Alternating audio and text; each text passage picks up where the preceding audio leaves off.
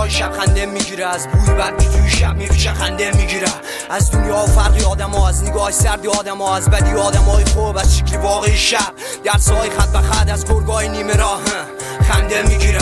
متنفر بودم همیشه از نگاه توی آینه، از واقعیت هایی که واقعی نبود برای من. متنفر بودم همیشه از دنیای پشت برده، از ذهنهای خواب و مغزهای بسته.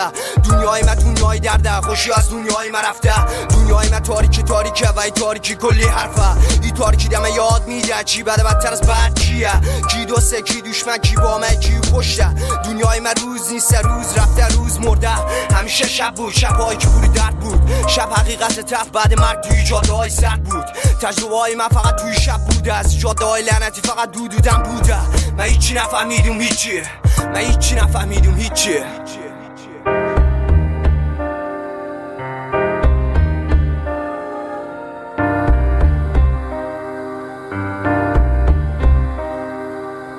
چرا روی تن بچه های FG پر از نوک چاقو و خطای تیزی؟ چرا جوان ها معتاد شدن تو رفتن؟ چرا جوان های امروزی سرنگ بدستن؟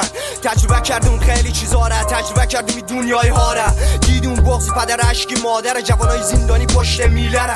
توی دیلشان پوری درد بود، روی تنشان پوری زخم بود، زخم های تنشان پوری حرف بود.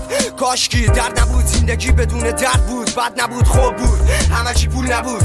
کاشکی جنگ نبود، کلگیش فیلم بود. کاش قلم و جای تفنگ توی دست بود و جای خشونت کاش محبت بود. کاش وطن می زندان نبود، هم وطن توی غربت توی زندان نبود. کاش شکلی شب واقعی نبود، درد نبود بد نبود تخت نبود، همه چی خوب بود توی لباسی دوست. کاش دشمن نبود، کاش پدریم باوریم زندگی مادریم بر روی سر بود. هیچ موقع نبخشم اون فرشته آسمانی که شما را با خود بود. زندگی من یک زمانی خوب بود، بد نبود، بچه بودیم درد نبود، بین آدم ها فرق نبود، زندگی قشنگ بود، لعنتی سگ نبود.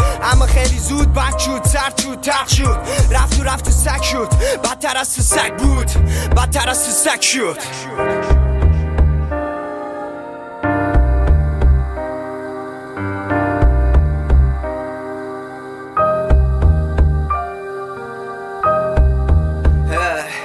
میبینی هموطن گیجو سر در گمو ماندون بخندم یا گریه کنم. ده آزای وطن مانده حال و روز موتو، ده غربت ده آوارگی، ده این همه ضربه که خوردیم و از هیچ کدامشان درس عبرت نگرفتیم.